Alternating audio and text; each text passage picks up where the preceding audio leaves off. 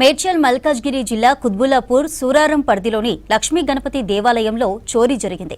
గుడికి ఆనుకొని ఉన్న ఆక్సిజన్ పార్కు నుంచి ఇద్దరు దుండగులు వచ్చినట్లు గుర్తించారు. హుండీలో నుంచి 4,000 రూపాయలు తీసుకుని పార్కులో హుండీని వదిలి పరారయ్యారు దొంగలు. ఆలయం పూజారి ఉదయం వచ్చి చూసేసరికి గుడి తాళాలు తెరిచి ఉండటంతో పోలీసులకు సమాచారం ఇచ్చాడు. ఘటనా స్థలికి చేరుకొని వివరాలు సేకరించారు పోలీసులు. సీసీ కెమెరాల ఆధారంగా దర్యాప్తు చేపట్టారు. దేవాలయం తీయడానికి రావడం జరిగింది.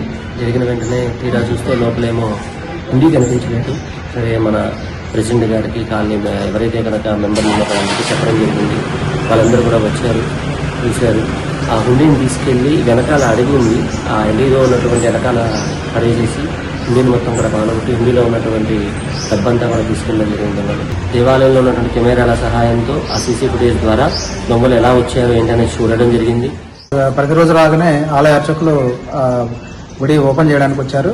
అందులో భాగంగానే ఆయన పొద్దున్నే గుడి ప్రాంతంలో మన ఆలయం ఉండి లేకపోవడం అబ్జర్వ్ చేసి వారు మాకు ప్రెసిడెంట్ గారికి అలాగే మాకు కూడా కమిటీ సభ్యులకి తెలియజేయడం జరిగింది.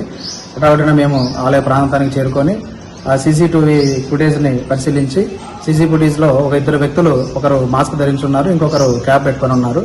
వారు సీసీ ఫుటేజ్ ఆధారంగా మేము మొత్తం అన్ని అబ్జర్వ్ చేసిన తర్వాత హుండీని ఆలయ ప్రధాన ద్వారం కూడా వాళ్ళు తెరవడానికి చూశారు.